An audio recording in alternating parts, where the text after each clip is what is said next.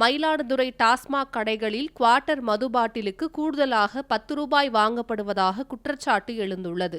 இந்நிலையில் மயிலாடுதுறை கூரைநாடு டாஸ்மாக் 5629 என்ற கடையில் ஒரு நபர் மது பாட்டிலை வாங்கியுள்ளார். குவார்ட்டர் பாட்டிலுக்கு 220 ரூபாயும் பாட்டிலை திருப்பிக் கொடுக்கும் நடைமுறைக்காக 10 ரூபாயும் பெறப்படும் நிலையில் இந்த டாஸ்மாக் கடையில் முறைகேடாக கூடுதலாக 10 ரூபாய் எடுத்துக்கொண்டு மீதி பணம் கொடுக்கப்பட்டுள்ளது.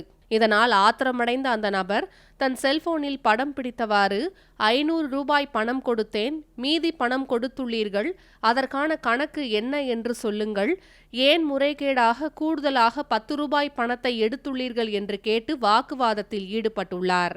இது குறித்த வீடியோ பதிவு இணையத்தில் வைரலாகி வருகிறது.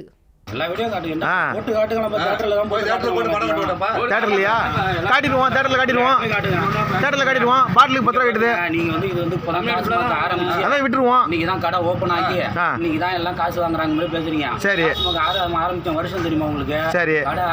2003 இன்னுமோ புதுசா அரசாங்கத்துக்கு நீங்க பதில் சொல்ற மாதிரி நாங்க அரசாங்கத்துல பேசவே இல்லையா? அரசாங்கம் வைக்க சொல்லுது அப்படியே தெரியாது உங்களுக்கு? எங்க அரசாங்கம் இல்லைங்க, அரசாங்கம் அப்படி வைக்க சொல்லுதாங்கிறான்.